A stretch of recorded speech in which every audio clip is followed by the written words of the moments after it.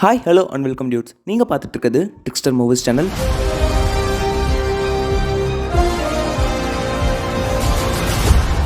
இன்றைக்கி பார்த்திங்கன்னா நம்ம டெட்பூல் அண்ட் வூல்வரின் இந்த படத்தோட ஸ்பாய்லர் ரிவ்யூ தான் பார்க்க போகிறோம்.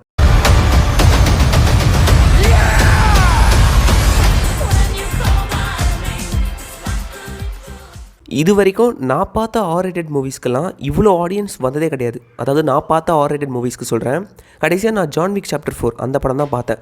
ஸோ அந்த படத்துக்கு கூட ஃபேன் பேஸ்லாம் இருக்குதான். ஆனால் ஆடியன்ஸுன்றது தேட்டரில் அதிகமாக நான் பார்த்ததே கிடையாது. ஆனால் இந்த படத்துக்கு என்ன சொல்கிறது, ஒரு சீட்டு கூட காலியாக கிடையாது, அவ்வளோ ஃபுல்லாக இருக்குது. ஸோ நான் இன்றைக்கி தான் படம் பார்த்தேன். இன்றைக்கி படம் பார்த்துட்டு நான் இப்போ ரிவ்யூ சொல்லிகிட்டு இருக்கேன். ஆனால் இதுக்கப்புறம் புக்கிங்ஸ்லாம் ஓப்பன் பண்ணி பார்த்தா அதுலேயுமே சீட் எல்லாமே ஃபுல்லாக தான் இருக்குது. டெட்பூல் அண்ட் வூல்வரின் இவங்க ரெண்டு பேருமே ஃப்ரேமில் வந்தால் போதும், ஆடியன்ஸை கையிலே பிடிக்க முடியல, அப்படி ஒரு அப்ளாஸ் கிடைக்குது. அவங்கள ஃப்ரேமில் காட்டாதீங்க அப்படின்னு சொல்கிறாங்க, அந்த மாதிரி அப்ளாஸ் பண்ணிகிட்டு இருக்காங்க.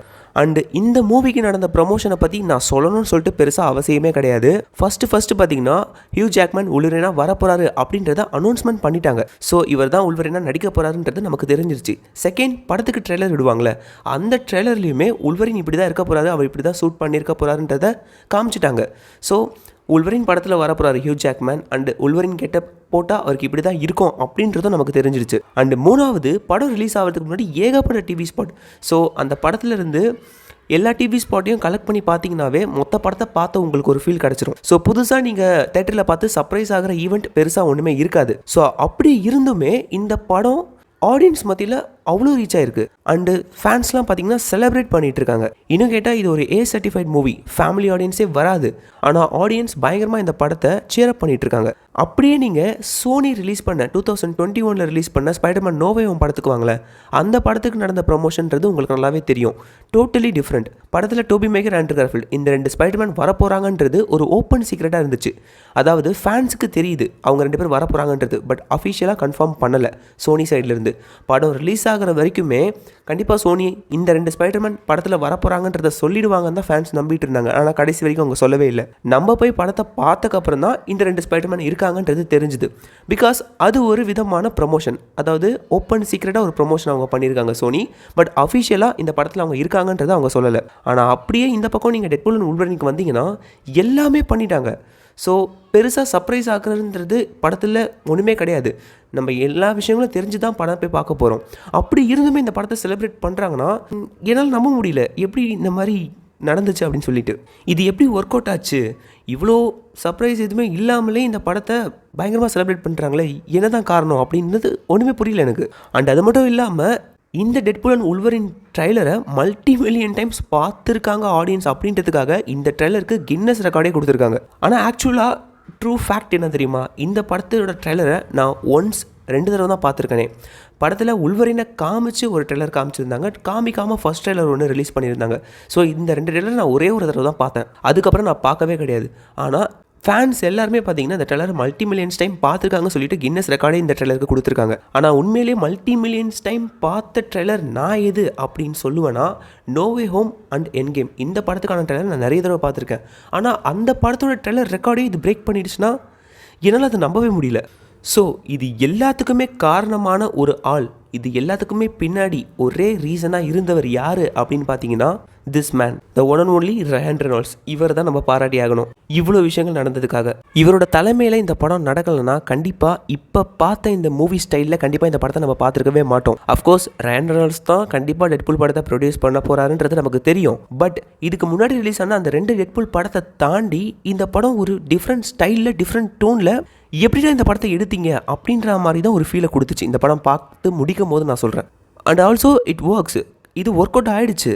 ஸோ நான் இந்த படம் ரிலீஸ் ஆகிறதுக்கு முன்னாடி வரைக்கும் என்ன நினச்சேன்னா, ஸோ கண்டிப்பாக மார்வல் ஸ்டுடியோஸ்க்கு கீழே இந்த படம் வருது. ஸோ இதுக்கு முன்னாடி மார்வல் ஸ்டுடியோஸ்க்கு கீழே ரிலீஸ் ஆன அந்த படங்கள்லாம் ஒரு நெகட்டிவ் ரிவ்யூ வாங்கிட்டு இருந்தது. ஸோ இந்த படத்துக்கு ஓவர் ஹைப் இருக்கிறதுனாலே கண்டிப்பாக இந்த படம் நெகட்டிவ் ரிவ்யூ வாங்கிட போகுது அப்படின்னு நினச்சேன். பட் நம்ம நினப்ப எல்லாமே தவிடுபடி ஆக்கிடுச்சு. படம் ஃபுல்லாகவே பாசிட்டிவ் ரிவ்யூஸ் தான் வாங்கிட்டு இருக்கு. ஸோ அப்போ இந்த படத்தில் குறை சொல்கிறதுக்கு ஒன்றுமே கிடையாதா அப்படின்னு நீங்கள் சொன்னீங்கன்னா அப்படிலாம் ஒன்றும் கிடையாது. நிறைய ஃப்ளாஸும் இருக்குது. அது என்னன்றதை நான் டீட்டெயிலாக உங்களுக்கு சொல்கிறேன். இந்த டெட்பூல் அண்ட் வூல்வரின் இந்த 2 கேரக்டரை ப்ளே பண்ணுறதுக்காகவே பிறந்தா மாதிரி தான் Ryan Reynolds and Hugh Jackman இந்த படத்தில் நடிச்சிருக்காங்க. லிட்ரலி அவங்க வாழ்ந்திருக்காங்க. அவங்களோட நார்மலான கேரக்டர் இதுதான் அப்படின்னு ஃபீல் பண்ணுற லெவலுக்கு அவங்க அந்த கேரக்டரை பக்காவாக ப்ளே பண்ணியிருக்காங்க. ஸோ டெட்பூல் பார்த்தீங்கன்னா, அதாவது நான் ரயான் ரெனால்ட்ஸை சொல்கிறேன். ஸோ ரயான் ரெனால்ட்ஸ் நார்மல் லைஃப்பில் எப்படி இருப்பாருன்றது நம்ம எல்லாருக்குமே தெரியும். ஸோ அவரோட கேரக்டர் தான் டெட்பூலோட கேரக்டர். ஸோ ஈஸியாக ரிலேட் பண்ணிக்க முடியுது. அண்ட் ஆல்சோ ஹியூ ஜாக்மனோட உல்வரின் கேரக்டர். ஸோ அதுவும் பார்த்தீங்கன்னா ஹியூ ஜாக்மன் நார்மல் லைஃப்பில் இப்படி தான் இருப்பாரோ அப்படின்ற ஒரு ஃபீல் ஆட்டோமேட்டிக்காகவே வருது. ஸோ அந்த 2 கேரக்டர்ஸை பார்த்தீங்கன்னா அவங்க நார்மலாக அப்படியே ஈஸியாக ப்ளே பண்ணிட்டு போயிட்டு இருக்காங்க. அது உண்மையிலே நல்லாவும் இருந்துச்சு. அண்ட் படம் பார்க்கும்போது டெட்பூல் நீ வாயை மூடுறா அப்படின்னு சொல்கிற லெவலுக்கு நம்மளே காண்டாயிடுவோம். அப்படி பேசிகிட்டே இருப்பார். அண்ட் ஆல்சோ அந்த கேரக்டர் அதுதான் அப்படி தான் இருக்கும். ஸோ அதை பக்காவாக ப்ளே பண்ணியிருக்காரு நம்ம ரயான் ரெனால்ட்ஸ். படம் பார்த்தீங்கன்னா R-rated தான் தெரியும். ஆனால் இவ்வளோ R-rated அப்படின்ற மாதிரி ஒரு ஃபீலை கொடுத்துச்சு. டிஸ்னி எப்படி அலோவ் பண்ணாங்க அப்படின்னே தெரியல. பட் எனிவேஸ் நல்லா தான் இருந்துச்சு. ஸோ R-rated சீன்ஸை வைக்கணும் அப்படின்னு வைக்காமல் இந்த இடத்துக்கு இப்படி ஒரு R-rated சீக்வன்ஸ் தேவை தான் படுது அப்படின்னு நம்மளை ஃபீல் பண்ணுற லெவலுக்கு அந்த R-rated சீக்வன்ஸை அவங்க பக்காவாக எடுத்திருக்காங்க.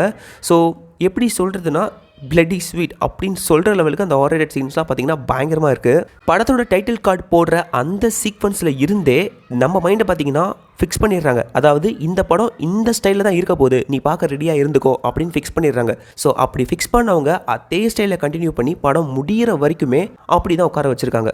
அண்டு அது ஒர்க் அவுட்டும் ஆச்சு. உண்மையை சொல்ல போனோம்னா படத்தோட அந்த ஓப்பனிங் சீக்வன்ஸ் எல்லாமே பார்த்தீங்கன்னா அந்த டைட்டில் கார்டு போடுற சீக்வன்ஸாக இருக்கட்டும், அந்த சீக்வன்ஸை போடும்போது ஒரு கோரியோகிராஃப் பண்ணியிருப்பாங்க. அதாவது ஃபைட்டிங் கோரியோகிராஃப் பண்ணியிருப்பாங்க. அதுக்கு பின்னாடி ஒரு சாங்கை ப்ளே பண்ண விட்டு ஒரு செம்ம சீக்வன்ஸாக பார்த்தீங்கன்னா ப்ளே பண்ணி நமக்கு காமிச்சிருப்பாங்க. உண்மையிலே சொல்ல போனோம்னா ஃபஸ்ட்டு 2 டெட்பூல் அந்த படத்தோட டைட்டில் கார்டு சீக்வன்ஸை காட்டிலும் இந்த படத்தோட டைட்டில் சீக்வன்ஸ் பார்த்தீங்கன்னா உண்மையிலே செம்மையாக இருக்குது. கண்டிப்பாக நம்ம ரிப்பீட் மோட்டில் வச்சு பார்த்துட்டே இருப்போம். அது ஒரு டைட்டில் சீக்வன்ஸ் சொல்கிறத விட அது ஒரு ஃபைட் சீக்வன்ஸ். அந்த ஃபைட் சீக்வன்ஸில் பேக்ரவுண்டில் சாங்கை ப்ளே பண்ண விட்டு டைட்டில்ஸ் கார்டை போட்டு நல்லாவே பண்ணியிருப்பாங்க. அண்ட் இந்த படத்தில் வர எல்லா ஆக்ஷன் சீக்வன்ஸை பார்த்தீங்கன்னா மரணபங்கமாக நீட் அண்ட் மேசிவாக கொரியோகிராஃப் பண்ணியிருப்பாங்க. முக்கியமாக சொல்ல போனோம்னா எனக்கு இந்த படத்தில் அந்த காரில் வர ஃபைட் சீக்வன்ஸ் ரொம்பவே பிடிக்கும். அதாவது நம்ம டெட்பூல் அண்ட் வூல்வரின் அந்த காருக்குள்ளேயே அடிச்சுப்பாங்க, காருக்குள்ளேயே அடிச்சுக்கிறாங்க. ஆனால் அவ்வளோ நீட்டாக அந்த ஃபைட்டை கொரியோகிராஃப் பண்ணியிருப்பாங்க. அஃப்கோர்ஸ் இந்த படத்தில் வர எல்லா ஃபைட் சீக்வன்ஸும் நல்லா தான் இருக்குது. ஆனால் எனக்கு அந்த கார் ஃபைட் சீக்வன்ஸ் ரொம்பவே பிடிச்சிருந்தது. அண்ட் ஃபைட்டிங்கை பார்த்தீங்கன்னா கொரியோகிராஃப் பண்ணும்போது இவங்க பின்னாடி சாங்கை ப்ளே பண்ண விட்டு அந்த ஃபைட்டை பார்த்துட்டு இருக்கும் போதே அந்த ஃபைட்டை பார்த்து நம்ம வைப் பண்ணுற மாதிரி அந்த ஃபைட்டை பயங்கரமாக கொரியோகிராஃப் பண்ணியிருக்காங்க. அது உண்மையிலே நல்லா இருந்துச்சு. ஒரு நல்ல கிரியேட்டிவிட்டி தான். எனக்கு என்னமோ டெட்பூல் படங்கள்லாம் பார்த்து தான் இவருக்கு இந்த ஐடியா வந்திருக்குமோ எனக்கு தோணுது. ஜஸ்ட் சும்மா சொல்கிறேன். பட் ரயான் ரெனால்ட்ஸ் பார்த்தீங்கன்னா பாரபட்சமே பார்க்காம எல்லாத்தையும் கலாச்சி தள்ளிட்டாரு. முக்கியமாக 20th Century Foxலாம் வாங்காத அடியே கிடையாது. அப்படி கலாச்சி தள்ளியிருப்பார். இது வரைக்கும் நம்ம பார்த்த எல்லா படத்தையும் பார்த்திங்கன்னா பயங்கரமாக கலாச்சிருப்பார். டிசி ஆஃப்கோர்ஸ் அவருக்கு ஏற்கனவே கலாச்சிட்டு தான் இருப்பார் எல்லா படங்களையும். ஆனால் இதில் கொஞ்சம் எக்ஸ்ட்ராவாக கலாச்சிருக்காரு. அண்ட் அது மட்டும் இல்லாமல் இப்போ ரீசெண்டாக மார்வல் ஃபேன்ஸ்லாம் புலம்பிட்டு வர விஷயம் என்னது, இந்த CGI சரியில்லை, அதே மாதிரி மார்வல் பழையபடி படங்களை எடுக்கிறது கிடையாது. அதாவது மார்வல் எந்த படத்தையுமே இப்போ வரைக்குமே ஒழுங்காக எடுக்கிறதே கிடையாது. ஸோ நான் தாண்டா மார்வல் ஜீசஸ், இந்த படத்துக்கு அப்புறம் மார்வல் படம்லாம் எப்படி இருக்க போது பாரு, நான் எப்படி இந்த படங்களெல்லாம் லீட் பண்ணி கொண்டு போக போகிறேன் பாரு அப்படின்ற மாதிரி செம்மையாக மார்வலை கலாச்சி விட்டுருப்பாரு. மார்வலுக்குள்ளேயே வந்து மார்வலை பயங்கரமாக இந்த படத்தில் கலாச்சி விட்டுருப்பாரு. அதாவது ஃபேன்ஸ் புலம்பிட்டு இருந்த சில விஷயங்கள் அதை 4th வாலை பிரேக் பண்ணி பயங்கரமாக கலாச்சி விட்டுருப்பாரு. அந்த படத்தில் வர எல்லா சாங்ஸுமே பார்த்தீங்கன்னா பர்ஃபெக்டாக இருந்துச்சு. எல்லாத்துக்குமே இந்த பாட்டு இந்த இடத்துல வேணும் தேவைப்படுற மாதிரி தான் ப்ளேஸ் பண்ணியிருந்தாங்க. அது உண்மையிலே நல்லா இருந்துச்சு. பட் ஆனால் எனக்கு இந்த படத்தோட டைட்டில் கார்டு போடும்போது ஒரு சாங்கை ப்ளேஸ் பண்ணாங்களே, அந்த சாங் எனக்கு ரொம்பவே பிடிச்சிருந்தது. கண்டிப்பாக என்னோட ஃபேவரட்டாக இருக்கும் அப்படின்னு நினைக்கிறேன். அண்டு கேமியோஸை பார்க்கும்போது இந்த படத்தில் கேமியோஸ் இருக்க போகுது அப்படின்றது தெரியும். ஆனால் நிறைய கேமியோஸ் அன்எக்ஸ்பெக்டடாக தான் இருந்துச்சு. அண்டு கிறிஸ் ஈவன்ஸ் எல்லாம் காட்டின விதம்லாம் பார்த்திங்கன்னா கொடூரத்தின் உச்சம் அப்படின்னே சொல்லலாம். கிறிஸ் ஈவன்ஸ் வரதே பார்த்திங்கன்னா நல்லா இருந்துச்சு. ஆனால் டேய் என்னடா பண்ணீங்க அவரை, இப்படி பண்ணிட்டீங்களே அவரை அப்படின்ற மாதிரி எனக்கு ஒரு ஃபீலை கொடுத்துச்சு. பிகாஸ் அந்த கேமியோவை பார்த்தவங்களுக்கு தெரியும் அது எந்த மாதிரி ஒரு ஃபீலை கொடுத்துருக்கோன்னு சொல்லிட்டு. பட் எனிவேஸ் டெட்பூல் அதை ஹேண்டில் பண்ணதுனால அந்த கேமியோ பார்த்திங்கன்னா ஓகே நல்லா இருந்துச்சு. ஓகே ரொம்ப சொதப்பிடாமல் ஓகேடா கரெக்டாக இருந்துச்சு அப்படின்னு சொல்கிற மாதிரி இருந்துச்சு. பட் இருந்தாலும் அந்த மனுஷனை பார்க்கும்போது பாவமாக தாங்க இருக்குது. என்ன ஒன்று அவர் கேப்டன் அமெரிக்காவை ரிட்டன் ஆவாருன்னு நினச்சேன். பட் இந்த படத்துக்கு அவர் கேப்டன் அமெரிக்காவை ரிட்டன் ஆனால் கண்டிப்பாக நல்லா இருக்காது. அது நானே சொல்கிறேன். ஏன்னா கேப்டன் மேலே இருக்க ரெஸ்பெக்டே போயிடும். அவர் ஹியூமன் டார்ச்சாக கொண்டு வந்து கலாச்சி ஃபன் பண்ண வச்சதுன்றது ஓகே தான். பட் இருந்தாலும் கொஞ்சம் பாவமாக தான் இருக்குது கிறிஸ் ஈவன்ஸோட நிலைமையை நினச்சா.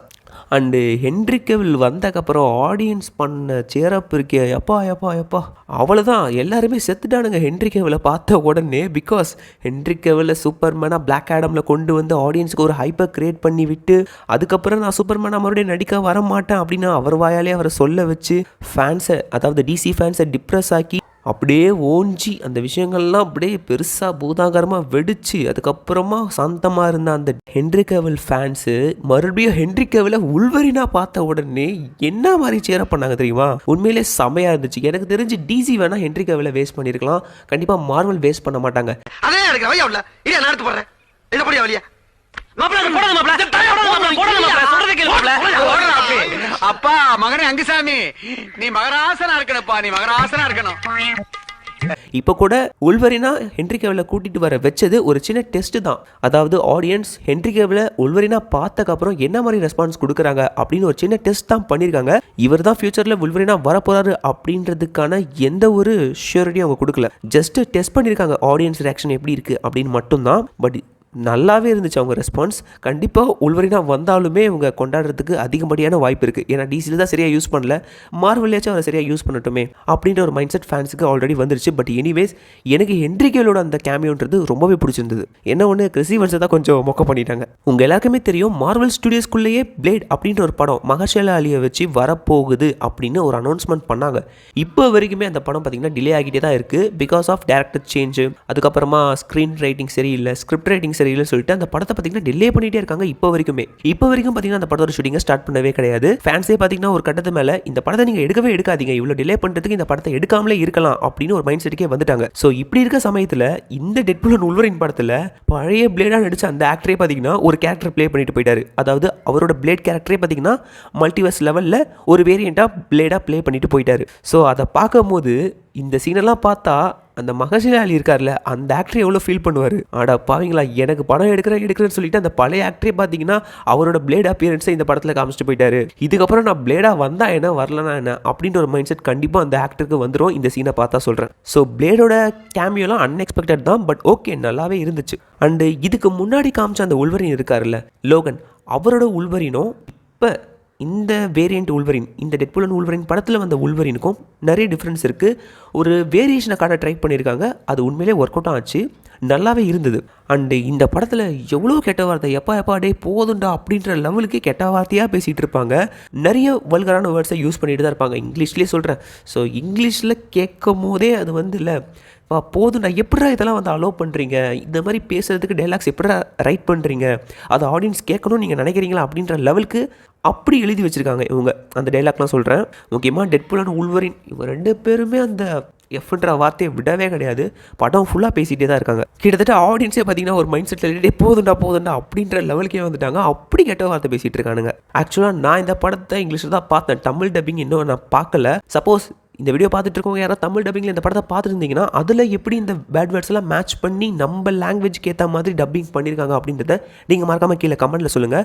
நல்லா இருந்துச்சுன்னா நான் மறுபடியும் தமிழ் ஒரு செக் பண்ணி பார்க்குறேன். பட் இங்கிலீஷ்லேயே மோசமாக தான் இருக்குது, தமிழில் எப்படி பண்ணி வச்சுருக்காங்கன்னு தெரியல. அண்ட் இப்போ வரேன், இந்த படத்தில் ஃபுல்லாக பாசிட்டிவாக தான் இருக்கா, நெகட்டிவ்ன்றது ஒன்றுமே கிடையாது அப்படின்னு கேட்டிங்கன்னா கண்டிப்பாக நெகட்டிவ் இருக்குது.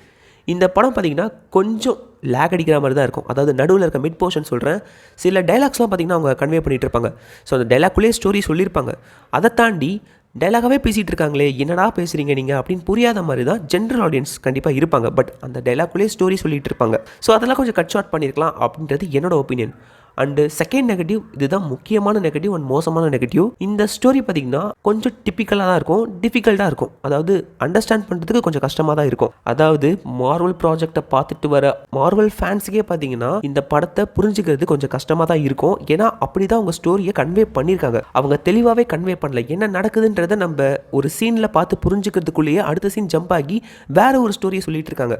ஸோ இதையே நான் இன்னும் கேட்ச் பண்ணல. இதில் என்ன நடக்குன்றதை ரியலைஸ் பண்ணுறதுக்குள்ளேயே அடுத்த ஒரு டிஃபிகல்ட்டான ஒரு டாபிக் அவங்க நம்ம மைண்ட்ல திணிக்கும் போது என்ன நடக்குதுன்றதை நம்மளால ஈஸியாக அண்டர்ஸ்டாண்ட் பண்ண முடியல. ஸோ மார்வல் ஃபேன்ஸ்க்கே இப்படி ஒரு நிலைமைனா ஜென்ரல் ஆடியன்ஸாக இந்த படத்தை பார்க்க வரவங்க இருக்காங்களே, ஸோ அவங்களுக்கு இந்த கதையே பார்த்தீங்கன்னா புரியாமல் இருக்கும். இந்த கதையை தாண்டி இந்த படத்தை பார்த்தீங்கன்னா நல்ல ஒரு வைபாக தான் இருக்குது, நல்ல ஆக்ஷன் சீக்வன்ஸ்லாம் சொல்லிட்டு நல்லா இருக்குது. பட் அதை தாண்டி கதைன்றது அவங்களுக்கு புரியல. மீன்ஸ் இந்த மூவி அவங்க யாருக்கு சஜஸ்ட் பண்ணுவாங்க, படம் எல்லாம் நல்லா தான் இருக்குது ஆனால் படத்தோட கதை புரியவே இல்லை அப்படின்னு சொல்லிட்டா முடிஞ்சுது. ஸோ இன்னும் கொஞ்சம் அவங்க ஸ்டோரியில் எஃபர்ட் போட்டிருந்தா, அதாவது புரிகிற மாதிரி கன்வே பண்ணுற மாதிரி அவங்க கதை சொல்லியிருந்தா உண்மையிலே நல்லா இருக்கும். ஸோ இது எனக்கு ஒரு சின்ன நெகட்டிவ். பிகாஸ் எனக்கும் சில விஷயங்கள் ரொம்பவே புரியல, காம்ப்ளிகேட்டடாக இருக்குது. ஃபஸ்ட் டைம் பார்க்கும்போது கண்டிப்பாக புரியாது, ஒரு 3rd டைம் 4th டைம் பார்க்கும்போது தான் லைட்டாக புரிய வாய்ப்பு இருக்குது. அண்ட் தேர்டு நெகட்டிவ் என்னன்னு சொல்லுவேன்னு பார்த்தீங்கன்னா, கரெக்டான டைம்லைனை பார்த்தீங்கன்னா அவங்க கன்வே பண்ணவே இல்லை. ஸோ இந்த படம் எப்போ நடக்குது, லோக்கி சீசன் 1க்கு அப்புறம் நடக்குதா, சீசன் 2க்கு முன்னாடி நடக்குதான்னு சொல்லிட்டு எந்த ஒரு தெளிவுமே கிடையாது. ஸோ பயங்கரமான கன்ஃபியூஷன் இருக்குது டைம்லைனில். ஸோ அதையும் அவங்க தெளிவாக சொல்லலை. இது ஒரு சின்ன நெகட்டிவாக படுது. என்னை பொறுத்த வரைக்கும் இந்த 3 விஷயம் தான் நெகட்டிவ்னு சொல்லுவேன். அதை தாண்டி படம் பார்த்தீங்கன்னா உண்மையிலே நல்லா தான் இருக்குது. நான் ஒரு வார்னிங் தரேன், இந்த படம் ஃபேமிலி ஆடியன்ஸ்க்கு கிடையவே கிடையாது. 18+ மேலே யாராவது இருந்தீங்கன்னா மட்டும் இந்த படத்தை போய் செக் பண்ணி பாருங்கள். டெட்பூல் ஃபேன்ஸ் இந்த படத்தை மிஸ் பண்ணிடாதுங்க. அஃப்கோர்ஸ் நீங்கள் மிஸ் பண்ண மாட்டீங்கன்றது தெரியும், பட் இருந்தாலும் 18+ இருந்தீங்கன்னா இந்த படத்தை உங்கள் ஃப்ரெண்ட்ஸோடு இல்லை தனியாக போய் செக் பண்ணிவிட்டு வாங்க. கண்டிப்பாக இந்த படத்தை பார்த்து முடிச்சுட்டு ஒரு சாட்டிஸ்ஃபேக்ஷனோட வெளியே வருவீங்க. அண்டு படத்தை போஸ்ட் கிரெடிட் சீனும் இருக்குது, ஸோ மிஸ் பண்ணிடாதீங்க, பார்த்துட்டு வாங்க. அண்ட் ஒன்ஸ் அகெயின் நான் தேங்க்ஸ் சொல்லியே ஆகணும். நான் மட்டும் இல்லை, எல்லா மார்வல் ஃப்ரெண்ட்ஸும் கண்டிப்பாக இவருக்கு தேங்க்ஸ் சொல்லுவாங்க.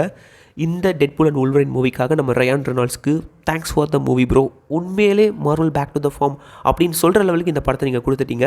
எனக்கு உண்மையிலே இந்த படம் பிடிச்சிருந்தது. இந்த படம் இப்படி வரதுக்கு காரணமே இந்த மனுஷன் தான். ஸோ அதனால் நம்ம தேங்க்ஸ் சொல்லாமல் போகவே முடியாது. Thanks to Ryan Reynolds.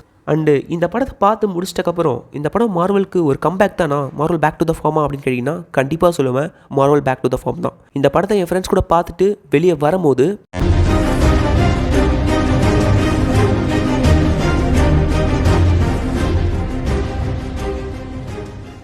Literally எனக்கு இந்த ஃபீல் தான் இருந்துச்சு. Yes, Marvel is back to the form. இந்த படம் மூலிமா அவங்க ஃபார்முக்கு வந்துட்டாங்க. ஸோ இந்த படத்துக்கு என்னோடய ரேட்டிங் பார்த்தீங்கன்னா 8.9 out of 10 கொடுப்பேன். ஸோ மார்வல் கம்பேக் கொடுக்கலே அப்படின்னு ஃபீல் பண்ணிட்டு இருந்தவங்க மறக்காமல் இந்த படத்தை செக் பண்ணி பாருங்கள். இருங்க, இந்த விஷயத்தை நான் சொல்லவே மறந்துட்டேன். இது ஸ்பாய்லர் ரிவ்யூ தானே, அதனால் இந்த விஷயத்தை நான் கண்டிப்பாக உங்ககிட்ட ஷேர் பண்ணலாம்.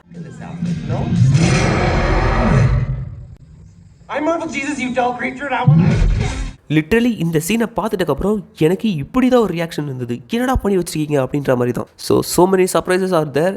ஸோ எனிவேஸ், படத்தை செக் பண்ணி பார்த்துட்டு உங்களோட ரேட்டிங் அண்ட் ரிவ்யூஸை மறக்காமல் கீழே கமெண்ட்டில் சொல்லுங்கள்.